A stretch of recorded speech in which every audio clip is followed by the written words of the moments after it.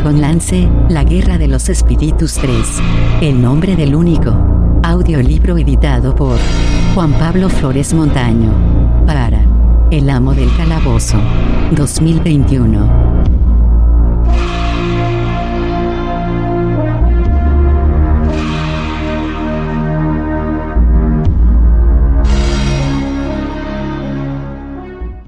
Capítulo 9. Las praderas de arena. La lluvia había empapado las tierras septentrionales de Ansalón, y lo que era un suplicio para los caballeros de Solamnia, en el sur, para los elfos que iniciaban su viaje a través de las praderas de arena, habría sido una bendición. Los Qualinestis habían disfrutado siempre del sol. Su torre era la Torre del Sol, y su dirigente, el Orador de los Soles. La luz del astro disipaba la oscuridad y los terrores nocturnos, traía vida a las rosas y caldeaba sus casas. Los elfos habían amado incluso al nuevo sol que había aparecido al final de la Guerra de Caos, pues aunque su luz parecía débil, pálida y enfermiza en ocasiones, seguía trayendo la vida a su tierra. En las praderas de arena, el sol no traía vida, traía la muerte. Jamás un elfo había maldecido el sol, pero ahora, tras solo unos pocos días de viaje a través de aquel territorio vacío, duro, bajo el extraño y ceñudo ojo de este sol, un ojo que ya no era pálido y enfermizo, sino feroz e implacable como el ojo de una diosa vengativa, los elfos llegaron a odiarlo y a maldecirlo cuando salía cada mañana con malevolente afán de revancha. Los elfos habían hecho cuanto estaba en su mano para prepararse para el trayecto, pero nadie, salvo los mensajeros, había viajado tan lejos fuera de sus fronteras y no sabían con qué iban a encontrarse. Ni siquiera los mensajeros, que mantenían contacto con Alana Starbreeze de los Sylvanestis, habían cruzado las praderas de arena. Sus rutas los llevaban hacia el norte, a través del territorio pantanoso de Onisablet. De hecho, Hilda se había planteado utilizar esas rutas, pero rechazó la idea casi de inmediato. Mientras que una o dos personas podían entrar sigilosamente por el pantano sin ser detectadas por la hembra de dragón o las criaturas malignas que la servirían, una población entera nunca les pasaría inadvertida. Según los informes de los mensajeros, el pantano se había ido haciendo más oscuro y peligroso a medida que el reptil extendía su control sobre el territorio, de modo que, en la actualidad, de todos los que se aventuraban a entrar eran pocos los que salían de él. Los elfos rebeldes, en su mayoría montaraces acostumbrados a vivir al aire libre, tenían más idea de lo que la gente iba a afrontar. A pesar de que ninguno de ellos se había aventurado nunca en el desierto, sabían que sus vidas podrían depender de la capacidad de huir reaccionando al instante, y por ello no iban cargados con objetos que eran valiosos en situaciones normales pero que no servían de nada a los muertos. Casi todos los refugiados aún tenían que aprender esa dura lección. Los Qualinestis habían abandonado sus hogares y hecho un viaje peligroso por los túneles de los enanos o al abrigo de los árboles por la noche, pero aún así muchos se las habían ingeniado para llevar consigo bolsas y cajas llenas de ropas de seda, prendas de gruesa lana, joyeros con alhajas, libros de las historias familiares, juguetes para los niños, reliquias de todo tipo. Tales objetos guardaban dulces recuerdos de su pasado, representaban su esperanza para el futuro. Siguiendo el consejo de su esposa, Hildas intentó convencerlos de que deberían dejar las reliquias heredadas, las joyas y las historias de la familia. Insistió en que cada cual llevara tanta agua como pudiera cargar, junto con comida para una semana de viaje. Si ello significaba que una doncella elfa ya no podía conservar sus zapatos de baile, que así fuera. La mayoría consideró tal restricción dura en extremo y rezongaron sin parar. A alguien se le ocurrió la idea de construir unas angarillas que llevaría arrastrando y enseguida muchos se pusieron a atar ramas para transportar así sus pertenencias. Hildas observó sus afanes y sacudió la cabeza. «No les obligues a abandonar sus tesoros, amor mío», aconsejó la leona. «No lo intentes siquiera o acabarán odiándote. Pero así no saldrán vivos del desierto». Hilda señaló a un noble elfo que había llevado consigo casi todas sus posesiones, incluido un reloj que daba las horas. ¿Es que no lo entienden? No, fue la concisa respuesta de su esposa. Pero lo entenderán. Cada cual habrá de decidir dejar su pasado atrás o morir con el colgado al cuello. Ni siquiera su rey puede tomar esa decisión. Por ellos. Alargó la mano y la posó sobre la de su esposo. Recuerda esto, Gildas, hay algunos que preferirán morir. Debes prepararte para afrontar eso. Gildas meditó las palabras de su mujer mientras avanzaba con dificultad por el rocoso suelo azotado por el viento en un paisaje duro, hostil y yermo que semejaba a un mar rojo anaranjado hasta el horizonte azul. Miró hacia atrás, a la tierra que rielaba bajo el ardiente sol, y vio a su pueblo caminando penosamente. Distorsionadas por las ondas de calor que emanaban de la roca, las figuras parecían tremolar, alargarse y perderse de vista mientras las contemplaba. Había situado a los más fuertes en la retaguardia del grupo para que ayudaran a los que tuvieran dificultades, y a los montaraces a lo largo de los flancos para vigilar. Los primeros días de la marcha Gildas había temido un ataque de los ejércitos humanos que recorrían Qualinesti saqueando y destruyendo a su paso, pero después de penetrar en el desierto enseguida se dio cuenta de que estaban a salvo porque nadie en su sano juicio gastaría fuerzas y energía en perseguirlos. Que el desierto acabe con ellos, habrían dicho sus enemigos. Y realmente tal posibilidad no parecía improbable. No vamos a conseguirlo, comprendió. Los elfos no sabían vestirse para un entorno como el desierto. Se desembarazaban de sus ropas por el calor, y muchos tenían quemaduras terribles del sol. Las zangarillas prestaban ahora un servicio útil, transportar a los que estaban demasiado enfermos o quemados para poder caminar. El calor minaba las fuerzas, lo que provocaba que los pies tropezaran y las cabezas fueran gachas. Como la leona había pronosticado, los elfos empezaron a despojarse de su pasado. Aunque no dejaban huellas en el suelo rocoso, el relato de su paso podía leerse en los sacos abandonados y los baúles rotos tirados de las zangarillas o dejados caer por brazos cansados.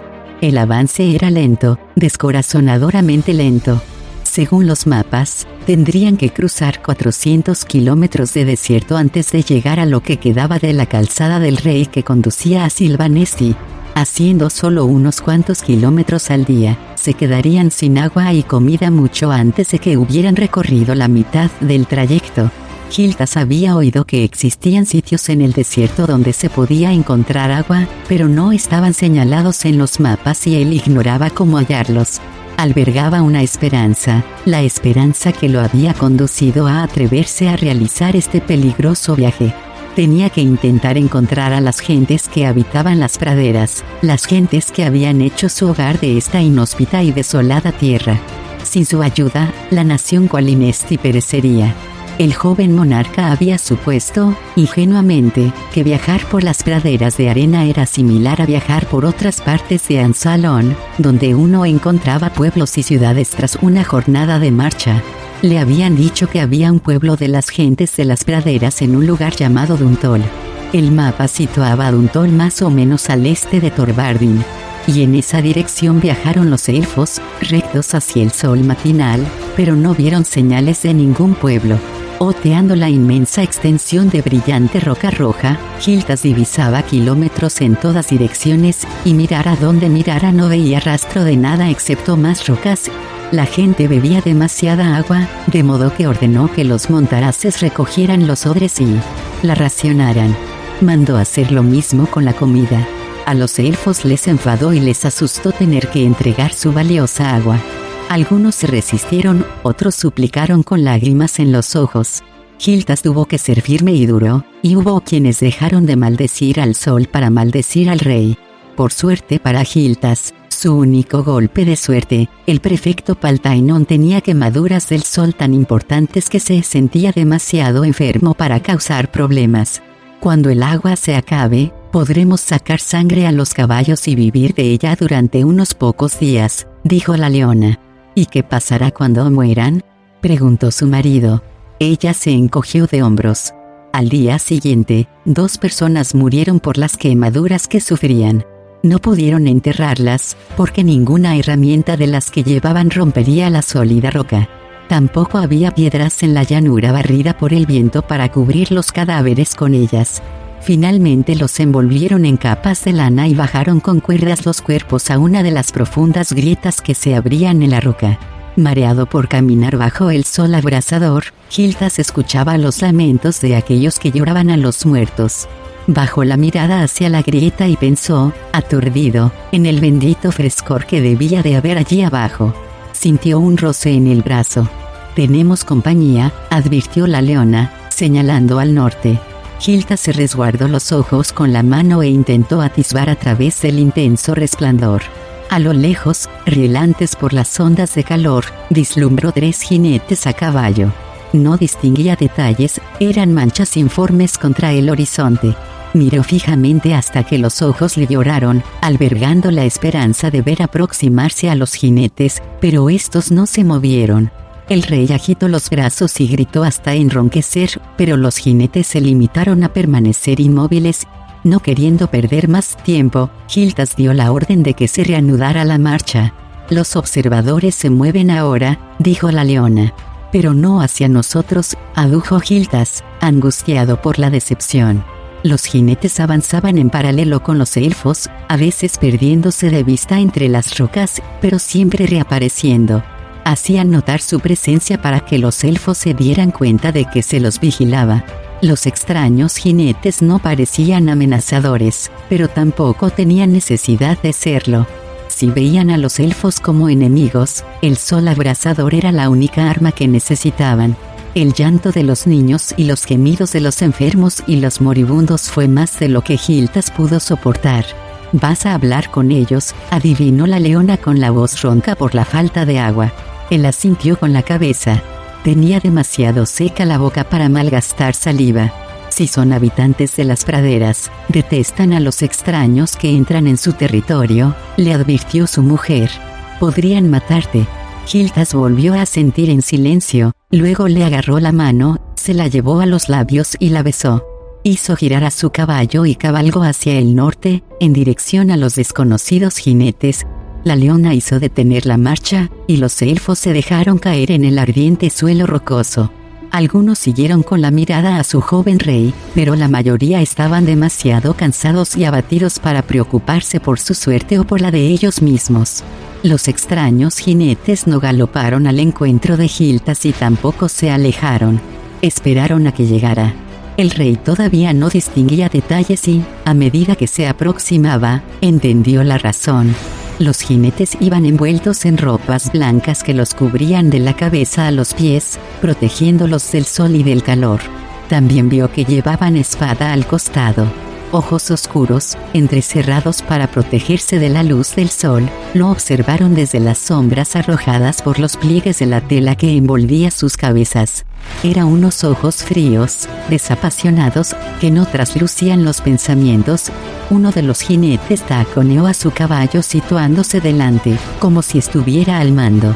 Gildas reparó en el detalle, pero siguió mirando al jinete que se mantenía ligeramente apartado del resto. Era muy alto, les sacaba la cabeza a los demás y, aunque Gildas no habría sabido decir el porqué, el instinto le indujo a creer que el hombre alto era quien realmente estaba al mando. El jinete que iba delante desenvainó la espada y la sostuvo ante sí a la par que gritaba una orden. Gildas no entendió las palabras, pero el gesto lo decía todo y se paró. Levantó las manos quemadas para mostrar que no llevaba armas. «Dinonduaut», dijo, pronunciando todo lo bien que le permitían los labios agrietados. «Os saludo». El extraño respondió con un torrente de palabras que a los oídos del rey sonaron como zumbidos, todas semejantes y todas sin sentido. «Lo siento», dijo, enrojeciendo y hablando en común, «pero eso es todo lo que sé de vuestro lenguaje». Tenía la garganta en carne viva, y hablar le producía un intenso dolor. El extraño agitó la espada, espoleó a su montura y cabalgó directamente hacia Gildas. El rey no se movió, no se inmutó. La espada silbó, inofensiva, detrás de su cabeza. El extraño giró, regresó a galope y frenó bruscamente al caballo levantando una nube de arena y haciendo toda una demostración de pericia ecuestre. El jinete iba a hablar, pero el hombre alto levantó la mano en un gesto imperioso. Hizo avanzar a su montura y contempló a Gildas con aprobación. Tienes coraje, dijo en común. No. Simplemente estoy demasiado cansado para moverme, respondió el rey. El hombre alto se echó a reír, pero fue una risa corta y seca. Hizo una señal a su compañero para que enfundara la espada y después se volvió a mirar a Gildas de nuevo. Porque vosotros, los elfos, que deberíais estar viviendo en vuestra opulenta tierra, abandonáis tal opulencia para invadir la nuestra. Gildas se sorprendió contemplando fijamente el odre de agua que el hombre llevaba, un odre que estaba hinchado y salpicado de gotitas de la evaporación. Se obligó a apartar los ojos y dirigirlos hacia el extraño. No invadimos vuestra tierra, afirmó mientras se lamía los labios resecos. Intentamos cruzarla. Nos dirigimos a la tierra de nuestros parientes, los Silvanestis. ¿No pretendéis establecer residencia en las praderas de arena?, inquirió el hombre alto. No derrochaba palabras, solo pronunciaba las precisas, ni más ni menos. Gildas supuso que no era de los que derrocha nada con nadie, incluida la compasión. Créeme, no planeamos hacer tal cosa, respondió fervientemente. Somos gente de árboles verdes y agua corriente fría. Al pronunciar esas palabras, una intensa añoranza se adueñó de él hasta el punto de que le entraron ganas de llorar. Pero no le quedaban lágrimas. El calor del implacable sol las había evaporado. Hemos de regresar a nuestros bosques o, en caso contrario, pereceremos. ¿Y por qué os fuisteis de vuestra verde tierra y de la fría agua?, preguntó el hombre alto. Gildas se tambaleó en la silla. Tuvo que hacer una pausa e intentó encontrar saliva que humedeciera la reseca garganta, pero sin éxito. Cuando habló lo hizo en un ronco susurro. La hembra de dragón, Beryl, atacó nuestro país. Ha muerto, pero Qualinost se destruyó en la batalla. Muchos elfos, humanos y enanos perdieron la vida defendiéndola. Ahora los caballeros negros han invadido nuestra tierra con el propósito de aniquilarnos totalmente. No somos lo bastante fuertes para enfrentarnos a ellos, así que hemos de... De lo siguiente que Gildas tuvo conciencia fue de estar tendido de espaldas en el suelo, mirando el ojo ardiente del vengativo sol. El hombre alto, envuelto en sus ropajes, se encontraba acuclillado junto a él mientras uno de sus compañeros le mojaba los labios dejando caer agua lentamente. El hombre alto sacudió la cabeza. No sé qué es más grande, si el coraje de los elfos o su ignorancia. Viajar en las horas de más calor, sin la vestimenta adecuada. Volvió a sacudir la cabeza. Gildas intentó incorporarse, y el hombre que le daba agua lo empujó para que siguiera tendido. «O mucho me equivoco», siguió el hombre alto, «o eres Gildas, hijo de Laura Lantalasa y Tanis el semielfo». Gildas lo miró de hito en hito, sin salir de su asombro. «¿Cómo lo has sabido?». «Soy Vanderer, hijo de Riverwind y Goldmoon», contestó el hombre alto. «Estos son mis compañeros». No dijo sus nombres, al parecer dejando que fueran ellos quienes decidieran presentarse o no, cosa que no parecían tener intención de hacer. Obviamente, era un pueblo parco en palabras. «Os ayudaremos, aunque solo sea para que salgáis cuanto antes de nuestras tierras». La oferta no era muy cortés, pero Gildas aceptó agradecido la asistencia que buenamente pudiera conseguir. «Por si te interesa saberlo», continuó Vanderer, «debéis agradecer a mi madre vuestra salvación. Me envió a buscaros». Gildas no entendía lo más mínimo ese último comentario, y lo único que se le ocurrió era que Goldmoon había tenido una visión de la difícil situación en la que se encontraban. ¿Cómo está tu madre?», preguntó a la par que saboreaba las refrescantes gotas de agua que sabían a piel de cabra y que sin embargo para él eran más exquisitas que el mejor vino. «Ha muerto», respondió Vanderer, que desvió la mirada al horizonte. A Gildas le desconcertó su tono carente de emoción. Iba a farfullar unas palabras de consuelo, pero Vanderer se le adelantó. «El espíritu de mi madre se me apareció anteanoche y me dijo que viajara hacia el sur. Ignoraba el motivo y ella tampoco me lo explicó. Pensé que quizás encontraría su cadáver, porque me contó que su cuerpo permanecía sin enterrar, pero su espíritu desapareció antes de que me dijera dónde». Gildas empezó de nuevo a balbucear sus condolencias, pero Vanderer no prestó atención a sus palabras.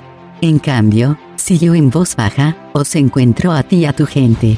¿Acaso sabes dónde se halla el cadáver de mi madre?». Antes de que el elfo tuviera ocasión de responder, Vanderer continuó. Me contaron que huyó de la ciudadela antes del ataque del dragón, pero nadie sabe a dónde fue. Dicen que sufría una especie de locura, quizá la demencia que aqueja a los que son muy mayores. A mí no me pareció que estuviera enajenada cuando vi su espíritu. Parecía una prisionera. Hildas pensó para sus adentros que si Goldmon no estaba loca, su hijo sí que lo estaba, con esa charla sobre espíritus y cuerpos sin enterrar. Aún así, la visión de Vanderer les había salvado la vida, y Hildas no tenía nada que objetar al respecto. Se limitó a responder que ignoraba dónde se encontraba Goldmon y si estaba viva o muerta. La pena lo embargó al pensar en su propia madre, muerta y sin enterrar en el fondo de un lago recién formado. Se apoderó de él un gran cansancio, un profundo aletargamiento. Ojalá pudiera quedarse tumbado durante días, con el sabor del agua fresca en sus labios. Sin embargo, tenía que pensar en los suyos. Resistiéndose a las advertencias de que permaneciera tendido en el suelo, Hilda se levantó, tambaleándose. Intentamos llegar a Duntol, dijo. Habéis ido demasiado al sur, comentó Vanderer, que se incorporó también. Encontraréis un oasis cerca de aquí. Allí tu gente puede descansar unos cuantos días y recobrar las fuerzas antes de que prosigáis el viaje. Enviaré a mis compañeros a Duntola por comida y suministros. Tenemos dinero para pagarlo, empezó Hildas, pero se tragó las palabras al ver ensombrecerse el gesto de Vanderer. Encontraremos el modo de recompensaros, se corrigió sin convicción. Salid de nuestras tierras, reiteró, severo, Vanderer. Con el dragón apoderándose de más territorio al norte, nuestros recursos ya son limitados tal como están las cosas. Es lo que nos proponemos hacer, aseguró débilmente Hildas. Como he dicho, viajamos hacia Silvanesti. Vanderer lo observó largamente, pareció a punto de decir algo más, pero por lo visto lo pensó mejor y guardó silencio. Se volvió hacia sus compañeros y les habló en el lenguaje de la gente de las llanuras. Hilda se preguntó qué había estado a punto de decir Vanderer, pero su curiosidad se desvaneció al tener que concentrarse en la simple tarea de mantenerse de pie. Se alegró al ver que habían dado agua a su caballo. Los dos compañeros de Vanderer salieron a galope. Vanderer se ofreció a acompañar a Hildas. Os enseñaré cómo vestiros para proteger vuestra pálida piel del sol y manteneros aislados del calor, dijo. Tenéis que viajar con el fresco de la noche y de madrugada, y dormir durante el día, cuando el sol pega más fuerte. Los míos cuidarán a los que están enfermos y os enseñarán cómo construir refugios para resguardaros del sol. Yo os guiaré hasta la calzada del rey, por la que podréis seguir hacia Silvanesti. Tomaréis esa calzada y abandonaréis nuestra tierra y no regresaréis. Porque sigues insistiendo en ese tema, demandó Hildas. Sin ánimo de ofender, Vanderer, pero no imagino a nadie en su sano juicio que quiera vivir en un sitio como este. Ni siquiera el abismo sería más desolado y vacío. Hildas temió que su arranque hubiera encolerizado al hombre de las llanuras y se disponía a disculparse cuando escuchó lo que sonaba como una risita contenida sonando tras la tela que cubría el rostro del hombre. El elfo recordaba a Riverwind de forma vaga, cuando él y Goldmon visitaban a sus padres largo tiempo atrás, pero de repente recordó vivamente al guerrero alto de rostro severo. El desierto tiene su propia belleza, contestó Vanderer. Después de haber caído la lluvia, las flores renacen de golpe, perfumando el aire con su dulce fragancia. El rojo de la roca contra el cielo azul, el paso deslizante de las sombras de las nubes sobre la arena ondulada, los agitados remolinos de polvo y las plantas rodadoras empujadas por el viento, el intenso aroma a salvia. Echo de menos esas cosas cuando me encuentro lejos de ellas, del mismo modo que tú echas de menos el espeso dosel de hojas siempre goteantes, la constante lluvia, las hiedras que se enredan en los pies y el olor a verdín que obstruye los pulmones. Por lo visto el abismo de un hombre es el paraíso de otro, dijo Hildas, sonriendo. Puedes quedarte con tu paraíso, Vanderer, y en buena hora. Yo me quedaré con mis árboles y mi agua fresca. Eso espero, contestó el hombre, pero no lo daría por descontado. ¿Por qué?, inquirió el elfo, alarmado. ¿Qué es lo que sabes? Nada con certeza, respondió Vanderer, que comprobó algo en su caballo y después se volvió a mirar a Hiltas. Dudaba si contártelo o no. Actualmente, los rumores vuelan al viento como las semillas de las ceibas. Y sin embargo, obviamente, has dado crédito a ese rumor, adujo Hiltas. Al no haber respuesta de Vanderer, añadió. Nos proponemos ir a Silvanesti, sea lo que sea que haya pasado. Te aseguro que no tenemos intención de quedarnos en el desierto más de lo imprescindible, lo que tardemos en cruzarlo. Vanderer desvió la vista hacia la columna de elfos, unos puntos de intenso color que habían florecido en la roca sin mediar la benéfica lluvia, portadora de vida. Según los rumores, Silvanesti ha caído en manos de los caballeros negros. Vanderer volvió los oscuros ojos hacia Hiltas. ¿No habíais oído nada de esto? No. No sabía nada. Querría poder darte más detalles, pero huelga decir que tu gente no confía en nosotros. ¿Crees que es verdad? Mientras Hiltas sacudía firmemente la cabeza en un gesto negativo, el alma se le cayó a los pies. Podría mostrarse seguro ante el hombre extraño y ante su pueblo, pero lo cierto es que no había tenido noticias de la reina Silvanesti exiliada, Alanna Starbreeze, hacía muchas semanas, antes de la caída de Kholinost. Alanna había estado librando una lucha coordinada para entrar en Silvanesti, para destruir el escudo que lo rodeaba. Lo último que Hiltas sabía es que el escudo había caído y que ella y sus fuerzas se hallaban apostadas en la frontera, listas para entrar en su patria. Podría arguirse que a los mensajeros de Alanna no les resultaría fácil dar con él ya que había estado viajando, pero los montaraces silvanestis eran amigos de las águilas y los halcones, aves con vista muy penetrante. Si hubieran querido encontrarlo, lo habrían hecho, por lo que se deducía que Alanna no había enviado mensajeros, y tal vez eso lo explicaba. Otra carga más que llevar sobre los hombros. Si era verdad, huían de un peligro para correr de cabeza hacia otro. Sin embargo, no podían quedarse en el desierto. Al menos, si he de morir, que sea bajo la sombra de un árbol, pensó el joven monarca, que se irguió en su montura. Te agradezco la información, Vanderer. Hombre prevenido vale por 2. Bien, no quiero retrasar más el comunicar a mi pueblo que la ayuda está en camino. ¿Cuántos días tardaremos en llegar a la calzada del rey?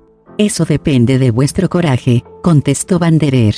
Hiltas no veía los labios del hombre a causa de los pliegues de tela que cubrían su cara, pero sí advirtió que los oscuros ojos adquirían la calidez de una sonrisa. Si todos los tuyos son como tú, diría que no se tardaría gran cosa. El joven monarca se sintió agradecido por el cumplido.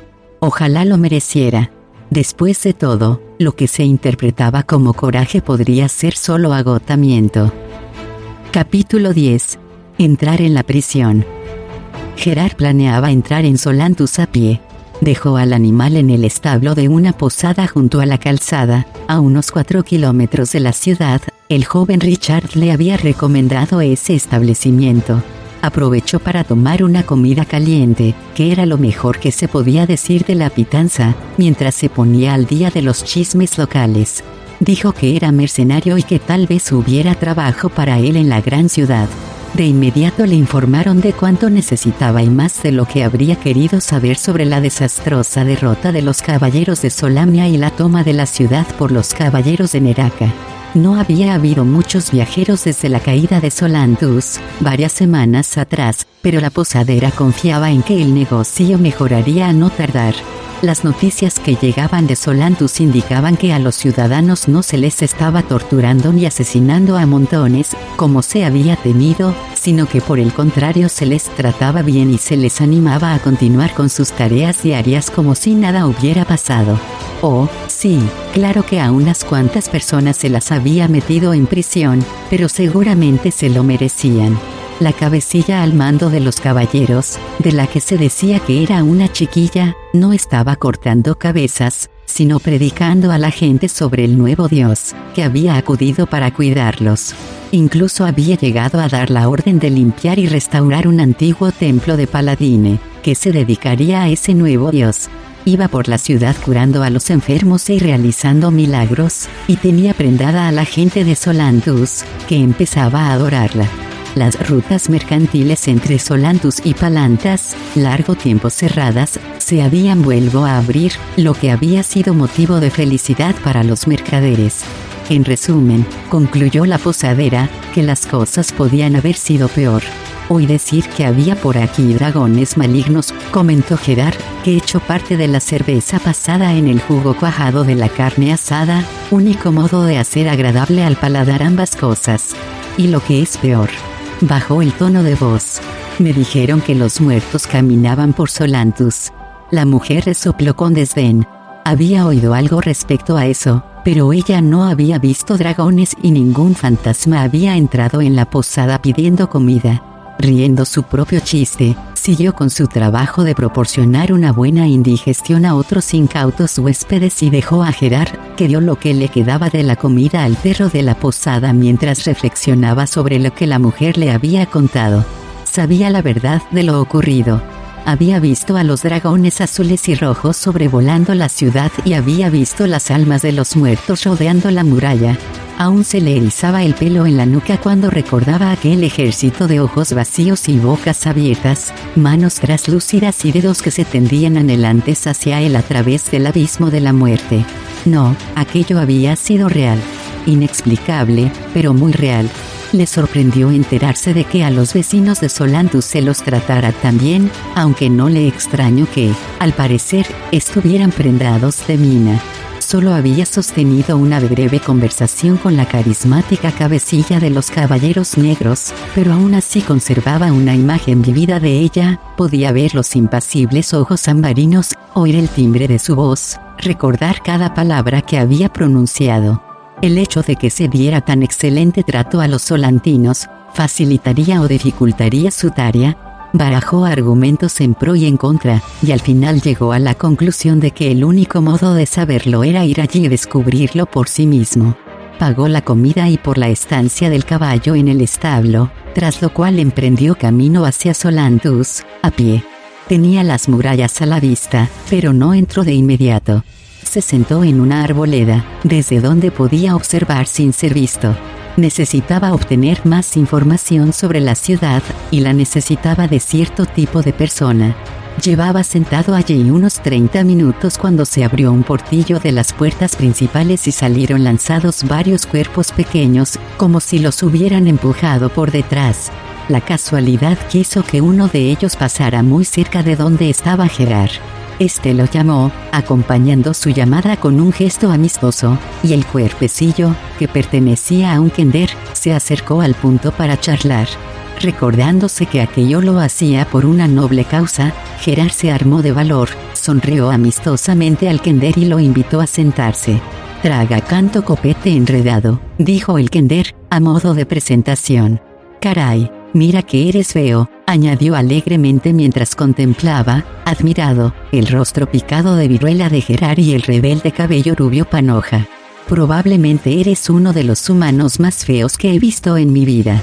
La medida prometía que todos aquellos que hicieran el sacrificio supremo por bien de su país serían recompensados en el más allá. Gerard imaginó que esta experiencia en particular le habría hecho ganarse unos lujosos aposentos en algún palacio celestial. Respondió, prietos los dientes, que sabía que nunca ganaría el premio de la reina del baile de mayo. «Y tienes unos ojos muy azules», observó Tragacanto. «Inquietantemente azules, si no te importa que lo diga. ¿Te gustaría ver lo que guardo en mis saquillos?» Antes de que Gerard tuviera tiempo de contestar, el kender volcó el contenido de varios saquillos y empezó a revolver alegremente entre las cosas desparramadas. «Acabas de marcharte de Solantus», dijo Gerard, que interrumpió a Tragacanto en mitad de una historia sobre cómo había conseguido un martillo que antaño perteneció a algún pobre ojalatero. «¿Cómo están las cosas allí?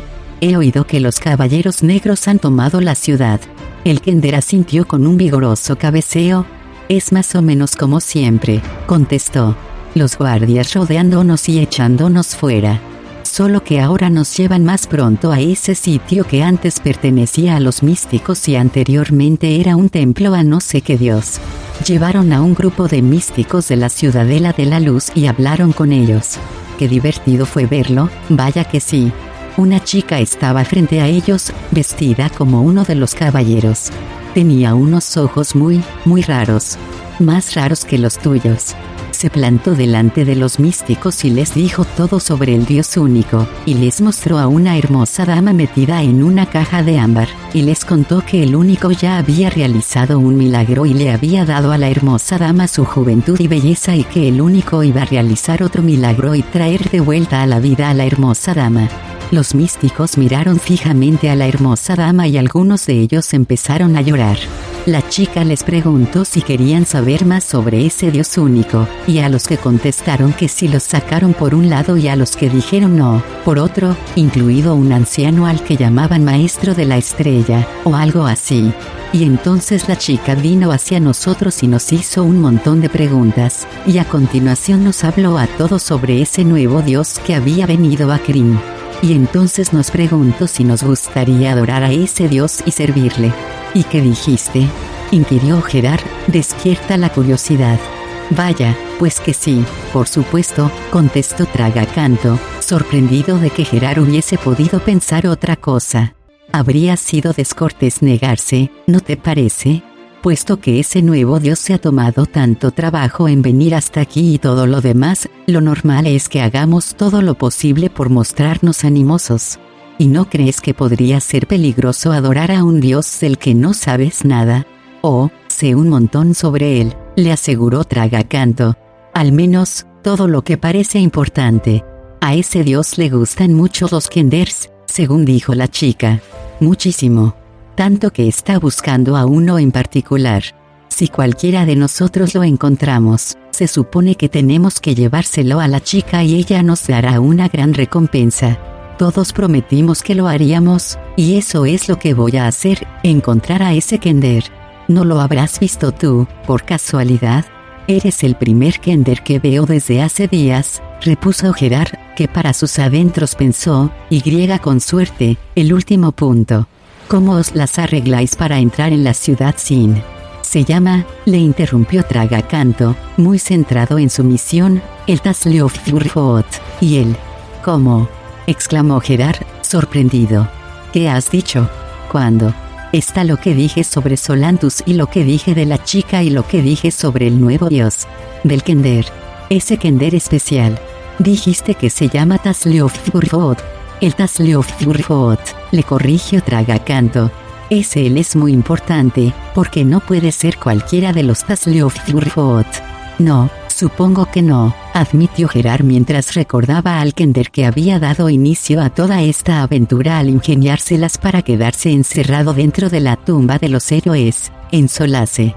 Aunque, por si acaso, continuó Tragacanto, se supone que tenemos que llevar a Sanction a cualquier Tasleofurfot que encontremos, para que la chica lo vea. ¿Querrás decir a Solantus?, comentó Gerard. Tragacanto estaba absorto examinando con interés un trocito de cristal azul.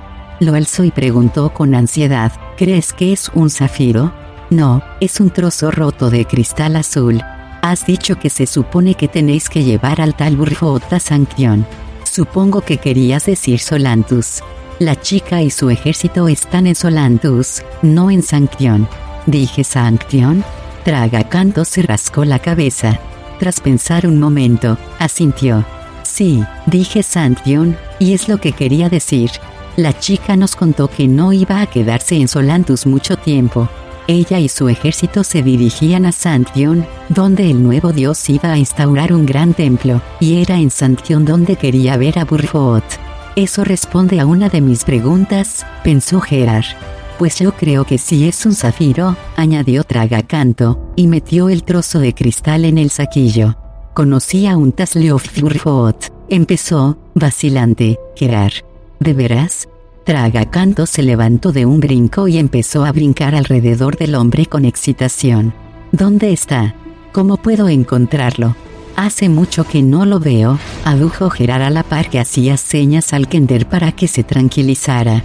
Es solo que me preguntaba qué hace que ese Burfot sea tan especial. Me parece que la chica no lo dijo, pero quizá me equivoqué. Me temo que di una cabezada cuando hablaba de eso. La chica nos tuvo sentados mucho tiempo, y cuando uno de nosotros intentó levantarse para marcharse, un soldado nos apuntó con una espada, que no es tan divertido como podría parecer. ¿Qué me habías preguntado? Gerard se armó de paciencia y repitió la pregunta. Tragacanto frunció el entrecejo, una práctica comúnmente conocida como ayuda en el proceso mental, y después respondió, lo único que recuerdo es que es muy especial para el Dios único. Si ves a ese Tasleof amigo tuyo, te acordarás de decirle que el único lo está buscando. Y por favor, menciona mi nombre. Lo prometo, le aseguró Gerard. Y ahora, ¿podrías hacerme un favor? Pongamos que un tipo tiene buenas razones para no entrar en Solantus por las puertas principales. ¿De qué otro modo podría meterse en la ciudad? El Kender observó sagazmente a Gerard. ¿Un tipo más o menos de tu tamaño?, preguntó. Más o menos, sí, contestó Gerard, encogiéndose de hombros. ¿Cuánto valdría esa información para un tipo más o menos de tu tamaño?, inquirió Tragacanto. Había previsto algo así, y sacó una bolsita que contenía varios objetos interesantes y curiosos que había conseguido en la casa solariega de Lord Ulrich. Elige lo que quieras, ofreció. Lo lamento de inmediato, ya que Tragacanto se sumió en una desesperante indecisión, titubeando, sin saber qué escoger del montón y, finalmente, dudó entre un abrojo de hierro con 4 puntas y una vieja bota a la que le faltaba el tacón. Quédate con las dos cosas, dijo Gerard. Impresionado por semejante generosidad, Tragacanto describió muchos sitios por los que uno podía colarse en Solantus sin ser visto. Por desgracia, las descripciones del Kender eran más confusas que útiles, ya que a menudo saltaba a explicar detalles sobre un lugar al que aún no se había referido o volvía atrás para corregir la información dada sobre otro descrito 15 minutos antes. Por fin, Gerard logró que el Kender describiera cada sitio en detalle, un proceso desesperantemente lento y frustrante durante el que el caballero estuvo a punto de estrangular a Tragacanto. Finalmente, Gerard memorizó 3 lugares, uno que consideraba el más adecuado a sus necesidades y los otros 2 como opciones en reserva. El Kender le hizo jurar por su pelo amarillo que nunca revelaría a nadie la localización de esos sitios, y Gerard lo prometió, si bien se preguntó para sus adentros si Tragacanto habría prestado el mismo juramento, y su conclusión fue que era más que probable que sí. Después llegó la parte más difícil. Tenía que librarse del Kender, que a esas alturas había decidido que eran amigos íntimos, si no primos o tal vez hermanos. El leal Tragacanto estaba más que dispuesto a viajar con Gerard el resto de sus días. Gerard contestó que le parecía bien, que iba a quedarse por allí, holgazaneando durante bastante rato. Quizás incluso se echaría una siesta, pero que el Kender podía esperar si quería. Transcurrieron 15 minutos, durante los cuales la impaciencia de Tragacanto fue creciendo y Gerard roncó con un ojo abierto para asegurarse de que no perdía nada de valor. Por fin, el Kender fue incapaz de soportar más la tensión, guardó sus tesoros y se marchó, aunque volvió varias veces para recordarle a Gerard que si veía el Tasleof tenía que mandarlo directamente al único y mencionar que su amigo Tragacanto debía recibir la recompensa. Gerard se lo prometió y finalmente consiguió librarse del Kender. Faltaban varias horas hasta que oscureciera, y mató el tiempo rumiando para qué querría Mina Tasleof. Dudaba mucho que la chica sintiera aprecio por los Kenders. Probablemente lo que Mina buscaba era el ingenio mágico de viajar en el tiempo que Tas llevaba consigo. Lo que significa, razonó para sus adentros, que si se puede encontrar al Kender, deberíamos ser nosotros los que diéramos antes con él. Tomó nota mentalmente de avisar a los caballeros de Solamnia de que estuvieran atentos a cualquier Kender que dijera llamarse Tasleof y que retuvieran a ese Kender para mantenerlo a salvo, y, sobre todo, que no permitieran que cayera en manos de los caballeros negros. Solucionado ese asunto, Gerard esperó a que llegara la noche.